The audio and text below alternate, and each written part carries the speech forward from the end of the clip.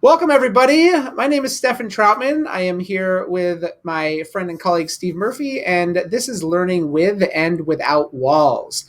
We are going to be talking about blended learning today, just making that manageable. This is probably a reality that all of you have been in for at least some portion of the year, potentially pre-pandemic, which would be super cool. So before we dive in, we're just going to give you a little bit more information about who we are. Like I said, my name is Stefan Troutman. I currently work in the Moses Lake School District. I'm an instructional technology coach at our Lone High School up here. I taught for 6 years before moving into the coaching role. I taught ELA. I did some leadership, social, emotional learning stuff with those 7th graders as well. And this is my 3rd year, so I have 2 full years as a 9-12 instructional technology coach. I grew up in Arvada, Colorado, which is right there in between Boulder and Denver. Great place to grow up. But Whitworth University in Spokane brought me up to Washington State and have been here ever since and love it. And my wife consistently gives me a hard time about not being a native because she's from this area. So that is who I am. Steve, who are you? Well, Stefan, thank you. My name is Steve Murphy, and I'm from Enumclaw, Washington. So I teach at Enumclaw High School, and this year I actually am filling 2 roles. So I'm teaching part-time, and so I have 2 classes of junior U.S. history and 1 class of freshman AP Human Geography. And the other half of my time I'm spending as a tech TOSA, or a teacher on special assignment, a tech coach in our district, helping all of our district from K-12 throughout with the technology of the pandemic and moving forward to just trying to create good systems that are put in place that will be good for learning for our students. I'm originally from around here. I'm from right away in Federal, Washington, and graduated from the University of Washington and had an opportunity to play some baseball there in college. But I always have to say this, especially to all the Eastern Washington people, but I always have to say go Dogs. So but excited to be here and talk to you about blended learning. So let's go ahead and get rolling. So here's what we want to cover in our webinar today and in our session, I guess, which webinar and how it's set up with how we're doing NCCE this year. But our objective in what we're trying to cover today, and Steph and I are really very passionate about this and have been doing this for quite some time and a chance to enhance it even more within the time of being on virtual learning and hybrid learning or whatever system that we're in throughout the state. But we want to be able to provide a understanding for educators on what is blended learning, how can it function in your classroom in an effective way, and what are some strategies to be able to do that efficiently, as well as what are some examples of what it could look like. So the first thing we want to talk about is the why. And so what we're going to discuss is the 4 major advantages of blended learning, at least in our opinion, of what you can do with your classroom and what you can do with your students.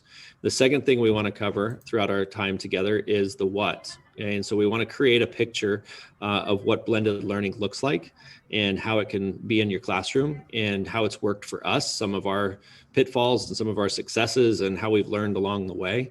And then finally, we want to provide you some support for the how. How are you going to implement this in your classroom, and how are you going to put this forward in an effective way that will allow your students to be able to take ownership of their learning and you to enjoy the opportunity to teach them in this type of environment. And throughout the course of the presentation, you'll be able to see these wayfinding symbols of the why, the what, the why, the what, and the how throughout the course of what we're doing. So I'm going to hand it off to Stefan to talk a little bit about, why a blended learning classroom. So Stefan, why a blended learning classroom?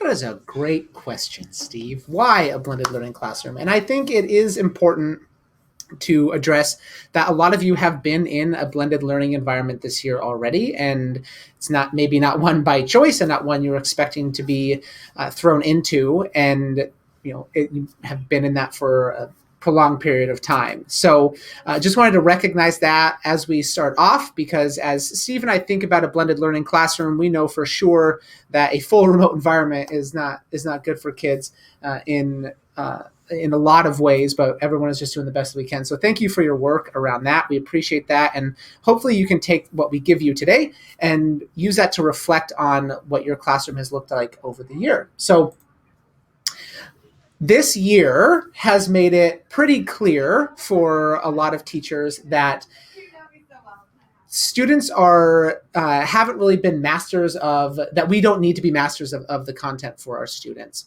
So when we think about a blended learning classroom, Steve and I have boiled this down to what we think are 4 major advantages to moving to that blended environment. I think Steve is going to talk about this a little bit later, but we also want to keep in mind that blended learning doesn't necessarily mean it's all tech all the time. Right? It means that we are using the best of both worlds, and our focus is really actually on good teaching. So when we're talking about blended learning, the first thing we're going to start at the top left-hand corner there is student agency and control.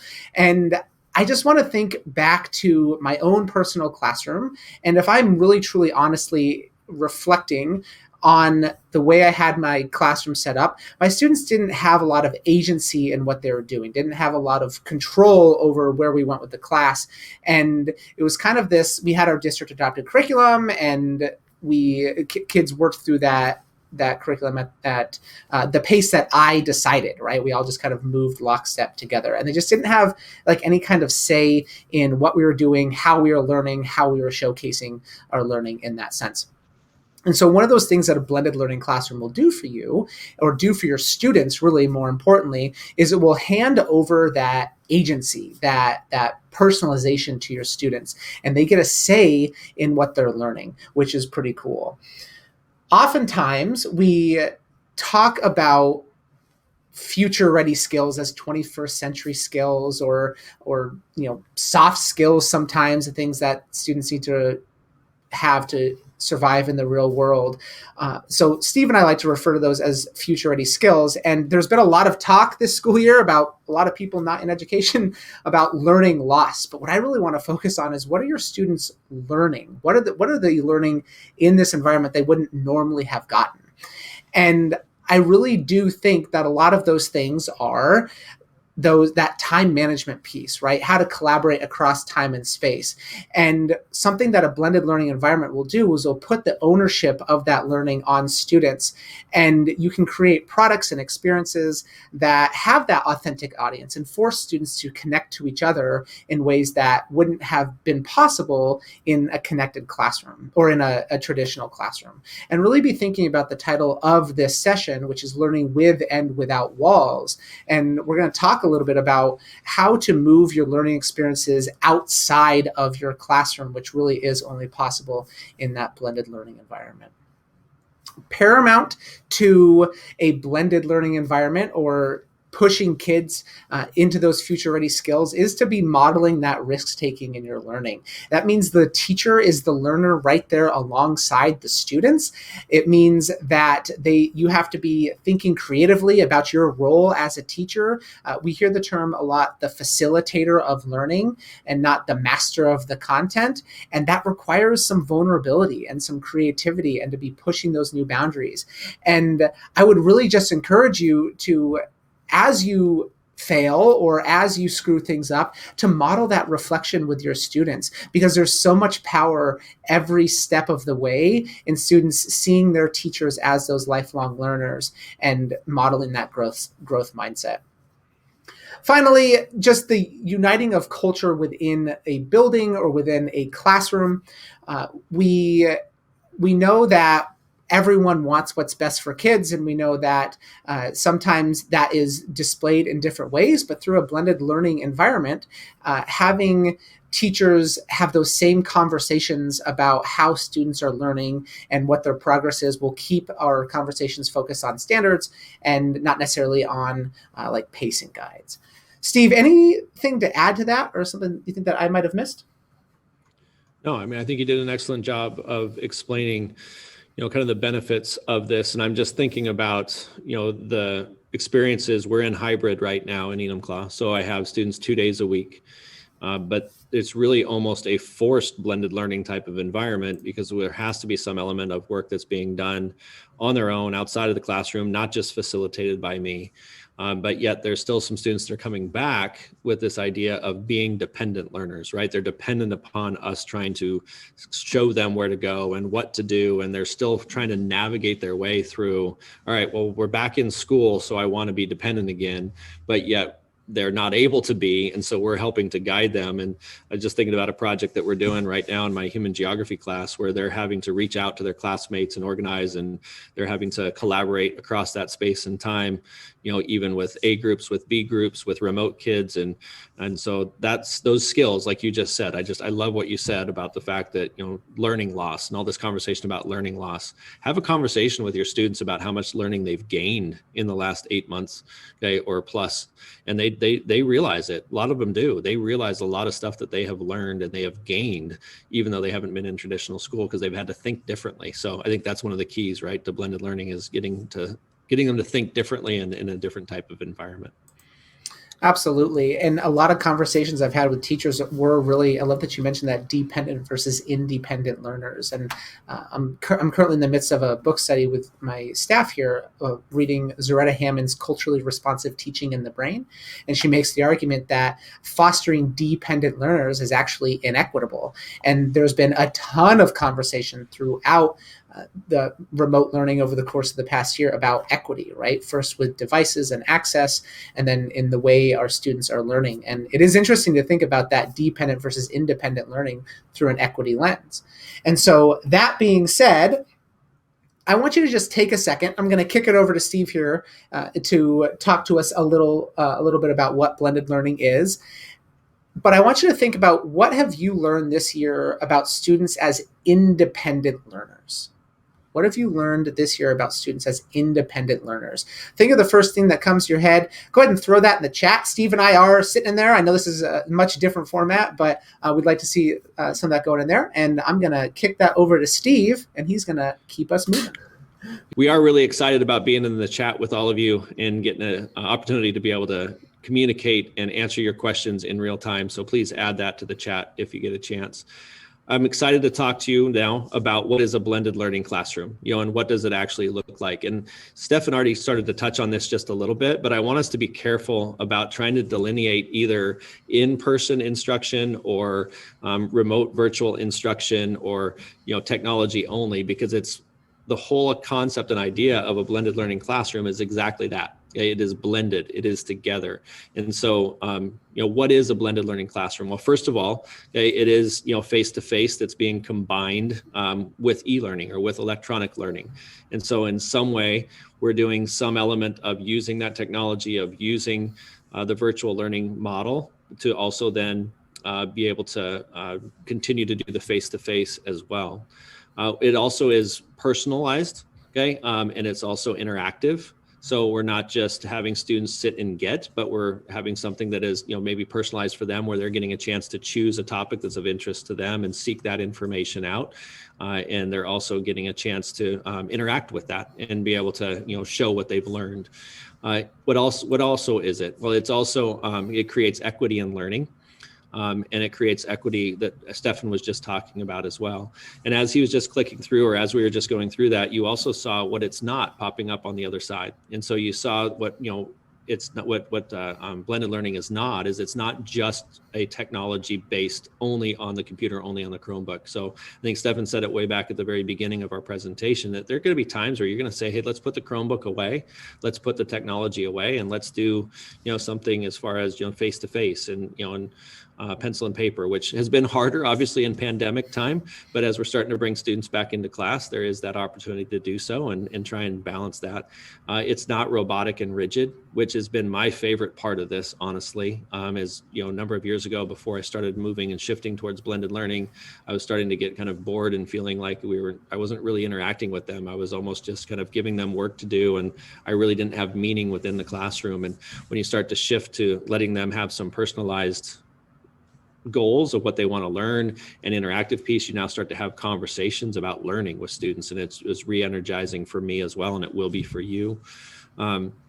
It doesn't limit learning opportunities for students. It does give multiple different opportunities and multiple different ways for them to really be able to do this. And as far as me and how I personally evaluate my classroom and how I evaluate any kind of technology that we want to implement within our system, we look at this from a certain decision-making filter. And what I would ask you to do is to ask yourself these questions as well. And that is, number one, is it in the best interest of kids? Is it in the best interest of your students? And, is it something that's going to push them to become independent learners? Is it something that's going to push them to be able to seek out the things that are of interest to them? Secondly, is it in the best interest of staff? And I think Stefan and I would tell you from personal experience, it absolutely is. It's energizing. It's going to be challenging to start with because it's new and it's different, just like anything is. So we're not going to sit here and tell you that it's going to fix things like immediately and it's a magic pill of any sort.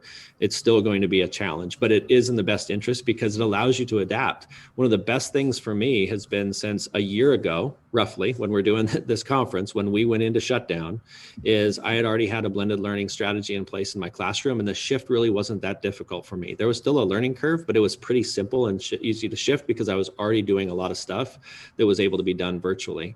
And then as we started the year in full virtual, it was comfortable and it was simple for me. And there were still, again, some adjustments to be made to make sure that it's a better online learning situation. And I'm still not perfect at it. But now that we've shifted back to hybrid, that's been a pretty easy adjustment because a blended learning classroom involves both. And so it's very much been in the best interest for me to manage all the different changes we've had in the last 12 months. And then third, are the logistics of it manageable? And that's what Stefan and I are hoping to help you with today, is to provide you some of those hows and some of those examples so that you can have that those logistics be manageable for you. And then finally, is it supported by research?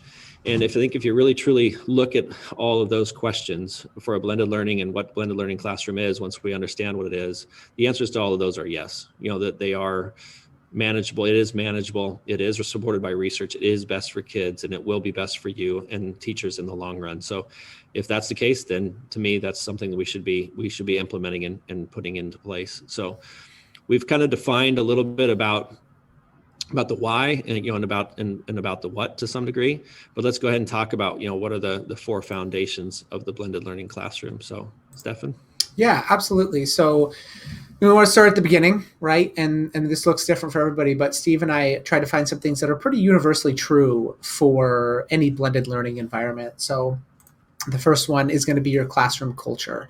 And what's the saying, Steve? No significant learning happens in a classroom without a significant relationship with the teacher. Yeah. And relationships look different, in every manner of speaking. I can think about the high school this year, and a lot of people, like the high school here in Moses Lake, were tasked with developing relationships with students that they may have never been in the same physical space with, right? And so teachers are grappling with this: how do I create a classroom culture in a very different environment? But we know that culture is extremely important. But I'm not just talking about your relationships with students necessarily. That is absolutely a big piece.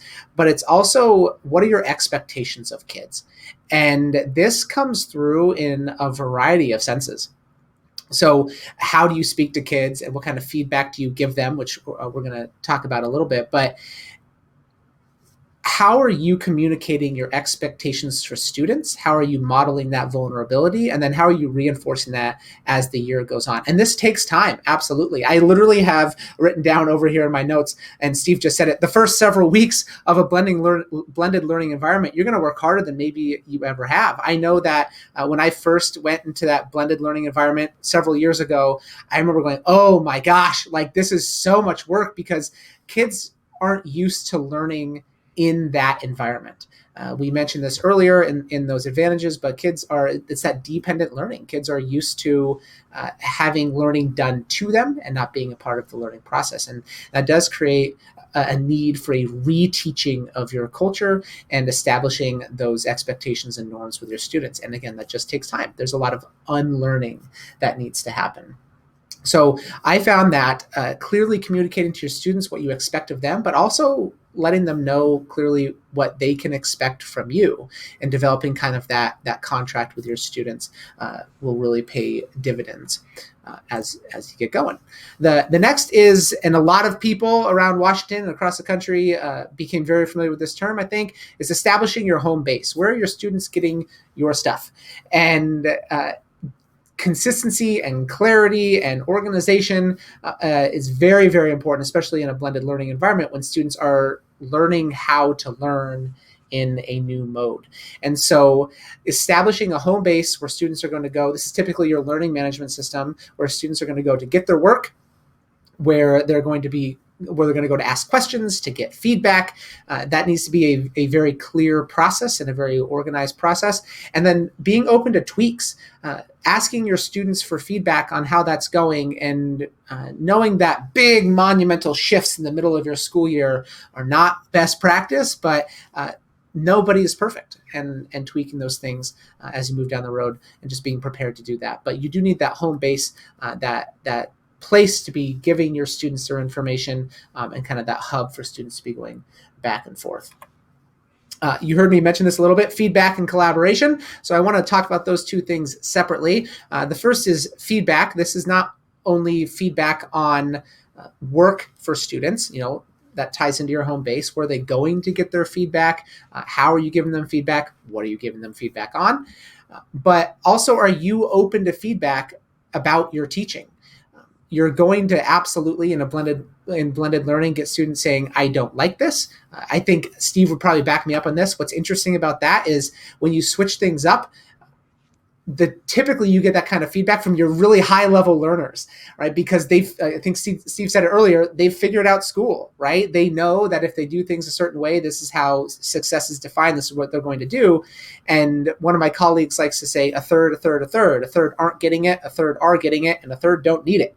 And typically your third that don't need it are the ones that are just crushing it, and we don't pay quite as much attention to them in the traditional environment because we're really worried about getting our kids up to standard. But this is about all students. This is about a universal design for learning, UDL, if any of my SPED teachers, it's kind of the SPED world in there a little bit, but really you're universally designing your system for students, and knowing that you're going to have to tweak that as you go along. So are you open to that feedback? And then as we think about collaboration, how are you collaborating with your kids, and how are they collaborating with each other? And knowing that you might need to redefine what collaboration looks like in your classroom. It's not just working together, but it's working codependently. Like you have to build in that working together piece into your process, because that's really what a lot of kids are missing by not being on the physical campus. And then assessment. This is a big one. And if you didn't catch Tyler Rablin's, actually, I guess I'm not sure when he is in the schedule. Do you know, Steve? Is he? I don't. Okay, so look for his name on the agenda, man. That is our assessment guru. He's a featured speaker at NCCE this year, and he is fantastic. So I've learned a ton from him about assessment, and I think one of the most primary things is that you don't have to grade everything, right? And the way you do assessment, for equity reasons, probably should be reassessed. But I was listening to Jeff Udick's podcast this morning, and one of the things he said in there is, you don't grade practice. He was using a sports analogy, and you don't grade practice and then average that out with your game performance, right? And that is that goes a long way when you are establishing a culture of growth and a culture of risk taking. Not everything needs to be assessed. So focus on the learning. I adopted a mastery-based assessment philosophy in my class when I did blended learning, and it changed everything. It was fantastic. Steve, I didn't look at my timer. I'm assuming I talked a little bit too much. You're great. But I want to ask, because I know that you're going to ask them to put something in the chat, or to think about something, and give them a little bit of a thought in a second. But one of the ways that they can build classroom culture, in my opinion, is by giving more of the ownership to the students. So we always hear about building classroom culture, and we think about playing a game or doing a get to know you activity or an icebreaker, or these different types of arbitrary things that we do. And quite frankly, I think one of the ways that we build classroom culture is by making it of value to our students. And by making it of value to your students, you give them some more ownership and say over the direction in which you're going. Now, like you said, because many of them have learned school, and that's a big time part of our own fault as a system, that we've taught them to play school. A big aspect to getting them to get that ownership is going to be teaching them and explaining to them what that means. And you mentioned about the high end students. You're absolutely right. My AP students are some of the ones that struggle with that adjustment the most. But once they get it, they really thrive in it, and they really appreciate it, and they really like it. And in my opinion, that builds culture. So. Well, and what what better way to communicate to a student that you care about their learning than to give them an extra shot, to give them multiple chances, to push them a little bit harder, to give them meaningful feedback. But on the other hand, for that, getting that kind of feedback is hard, and you're not going to be receptive to that without a good relationship to the teacher. So Steve mentioned a question. What we want you to do is just take a second to think about how you developed your culture in your classroom this year. Or if you're not currently in the classroom, what are some ways that you've seen teachers develop culture at the beginning of the year? And the reason we're thinking about this year specifically, there might be obvious reasons for that, but also you probably had to think differently about how you developed a culture. And when you go to develop a culture in a blended learning environment, you need to think differently about how you develop those relationships. So take a second, throw some ideas into the chat there, and I'm going to kick this over to Steve, and we're going to talk a little bit about some examples of blended learning activities.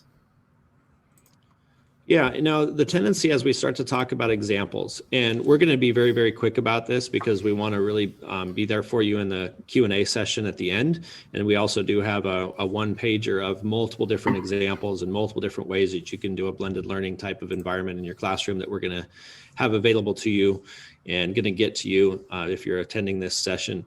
So what I want to make sure I start with, though, is an understanding that you want to start small.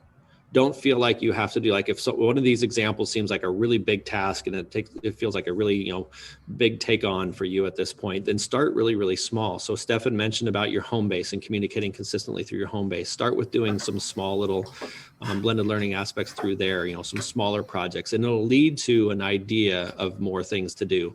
And I think we would both say that was very overwhelming to try and start with a big project.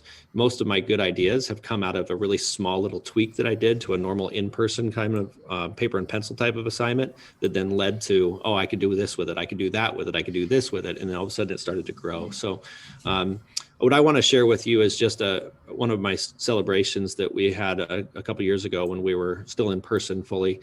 And that is a mentoring and collaboration assignment. And so I had my senior AP government students work together with the 8th grade students at our middle school, which in our district is just basically kind of right across the street. But what we did is my 12th graders read the 8th graders' blogs. And so they were writing a blog that had to do with the Constitution.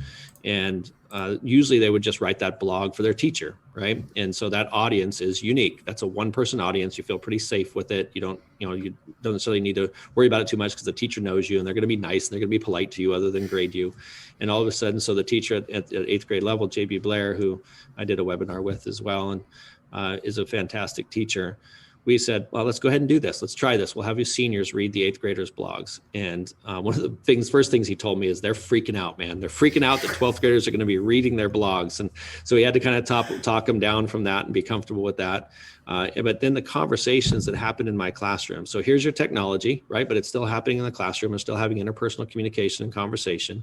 And I don't know, Stefan, if you could click on the shared collaboration Google Doc. We'll get to that in a second. But my students are reading the blogs and they're having conversations in my classroom about how do I comment on this blog to this 8th grader, and I don't want to offend them and I don't want to upset them. I want to encourage them for their reading and or for their writing, excuse me. And I want to help them. And I'm thinking I didn't even consider this as being a learning thing that was going to happen, but I'm watching it happen going, that's the most amazing learning that could have happened. Anything more than they could have written down is this conversation of empathy, of trying to figure out how they help and mentor the younger group.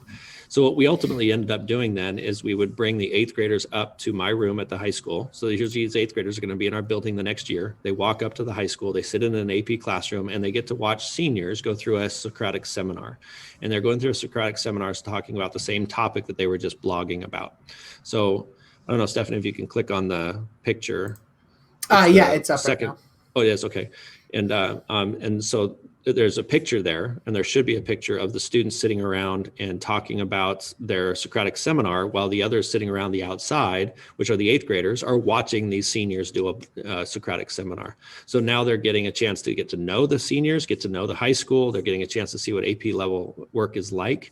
And they're having a type of a document that they're collaborating on as well. So then they go back and they debrief. And then about 2 weeks later, my seniors went down and watched them do a Socratic seminar and got to give them feedback. And so it's one of those things where, again, with and without walls, right? It's stuff that we could have done just within our own classroom and done a Socratic seminar within our own group, within our own peer group. But there was an element of a new audience that came in that allowed us to really enhance that experience. And use technology and used not technology. It was interpersonal communication, which is our blended learning piece that we're talking about. It's fantastic. And so that's, to me, one that seems really, really big, but it really wasn't. It was really just two teachers going, let's have our classes do something together.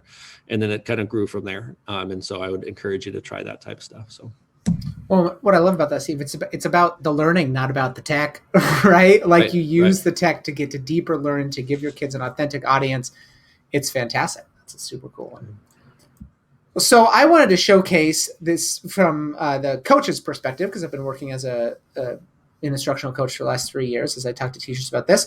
And as we started to have the conversations about blended learning in our district, I thought it would probably be best to model good professional development using blended learning through a blended learning style, as opposed to actually teaching about blended learning.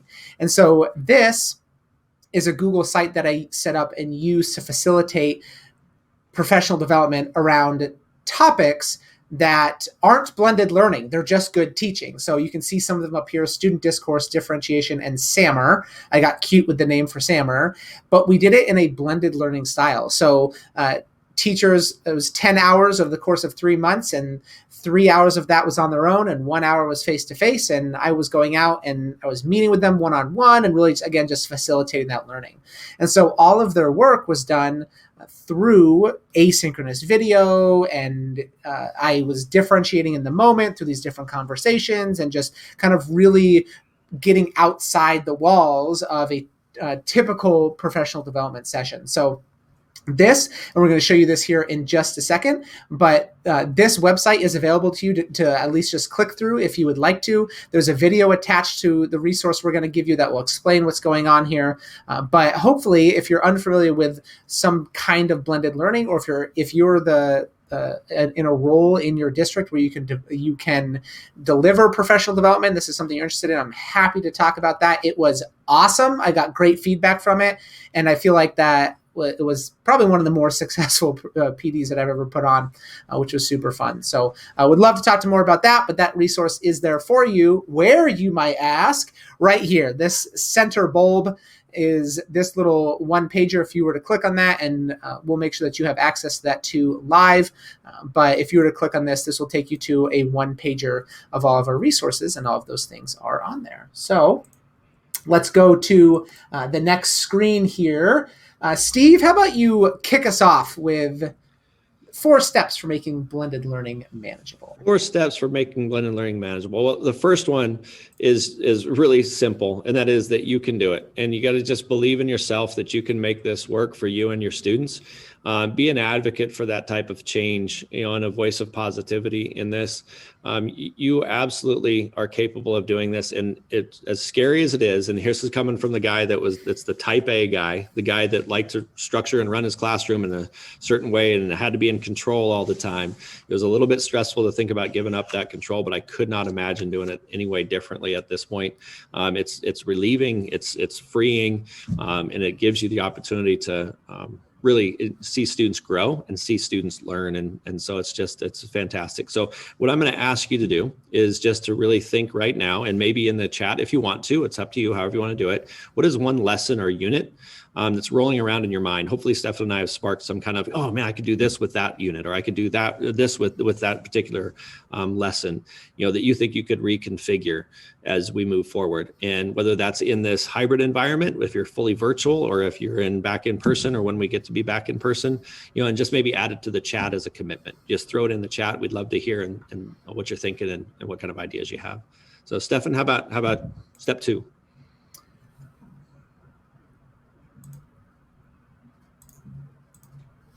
There we go.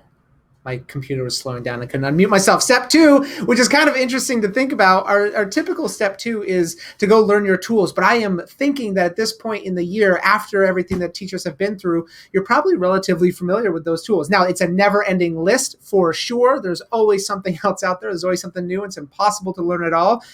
But absolutely getting intimately familiar with your learning management system. But what I really want to focus on is that personalization.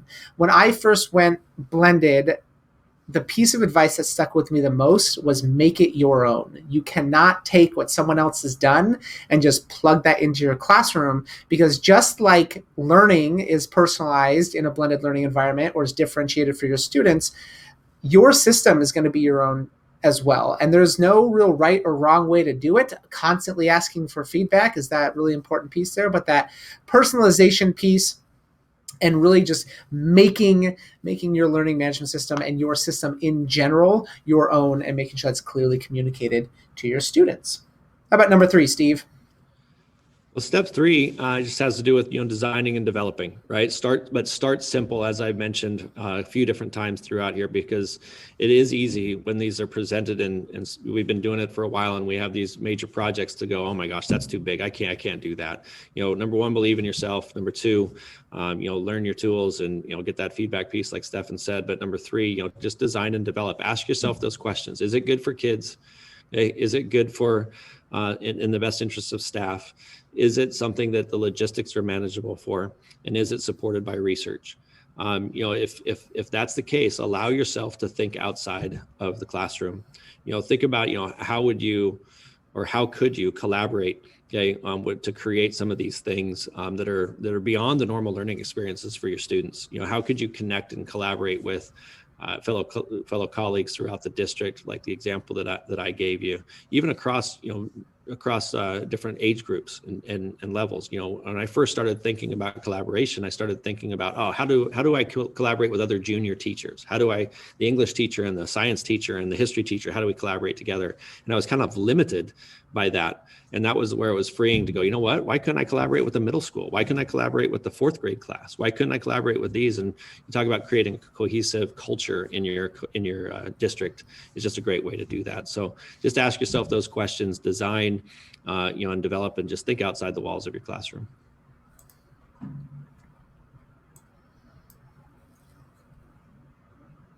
Pausing. I think the last one was also yours. Evaluate, modify, share with coworkers. Gotcha. Sorry. And feed yourself. I was going to let you do that. So okay. I can totally do that. No, that's fine. You pause there. Yeah, because then you'll finish, right? Okay. Yeah, I'll take us out. Okay. So here we go. All right, ready?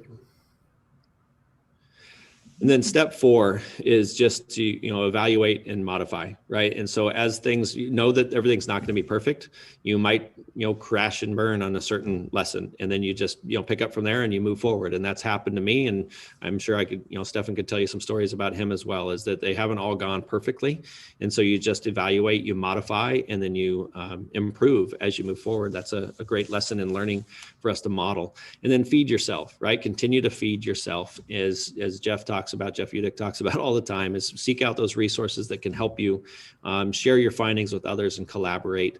And it's this idea of shifting our mentality around, we have to be perfect in front of our students. We have to have everything planned, to just going, you know what, I'm going to try this new thing because it's going to be fun and we're going to learn no matter what. And, shifting schools and reimagine, we always had this saying of fail fast and fail loud, right? So go out there and fail fast and fail loud, and don't feel embarrassed by it. Just know that it's a learning experience, and you get a chance to do so. And once you do, then you're ready to take off. You're ready to take off with blended learning. Stephanie, any final thoughts? Yeah, well, I love that you ended with that, because we're about to jump into some Q&A, and hopefully you have some questions or ideas or stories to share, or some things you want to noodle around blended learning. And if there's time, you have to ask Steve to tell a story about the Impress Me project, because that's like the perfect encapsulation of some super easy mistakes that everyone is going to make. Absolutely. And just what you learned from that. And I think that's a great story. So the Impress Me project, if we've got time, we'll make Steve tell that. But I just kind of want to end by one, thank you for being here. Thank you for the work that you're doing over this school year. We know that everyone has grown a ton. We know that next year is going to be better, and the year after that's going to be better, because teachers are the best when it comes to growth mindset and knowing that we are lifelong learners. So hopefully, like Steve said a couple of times, we have sparked something in there about how you can reimagine or redefine your classroom for next year, how you're going to take what you've learned here at NCCE or during the 2020 school year and use that to really just beef up and push your kids towards their future and not our past. So, all right, we will see you here in just a second. Thanks, everybody.